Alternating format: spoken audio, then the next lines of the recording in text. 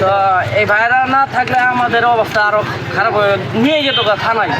ঠিক আছে, ওয়ারেবের পরিচয় ছিল, আমাদের লগে কোনো কিছু পাই নাই, আমার কাছে ছিল না, ভাইয়ের কাছেও ছিল না, মারাত্মক ধরছে আমাদের। আমাদের একদম মাংনা হয়রানি করা লাগে, বাইরে না থাকলে আমার সমস্যা হয়ে যেত। মার্কেটে আসছিলাম, আমাদের পুলিশে হয়রানি করাইল।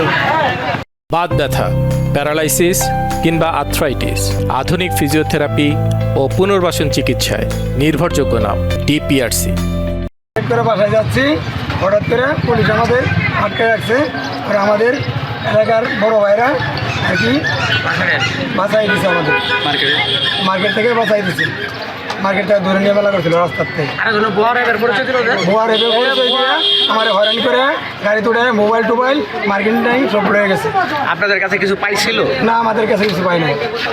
আপনি যে বললেন কিছুক্ষণ আগে কি পাইছে বলে, কি পাইছে সত্য কথা বলেন? আমাদের কাছে কিছু পাই নাই। টাকা টোকা কি পাইছে গো? টাকা আমার পকেটে হাত দিছিল, টাকা টুকা কিছু পাই না। পরে মোবাইলে নিয়ে গেছে গা, আর শপিং ব্যাগ কটা আছে, শপিং ব্যাগ গুলো নিয়ে গেছে। তো কোনো রিকভারি পাইছে? আসসালামু আলাইকুম ভাই। রিকভারি পাই না।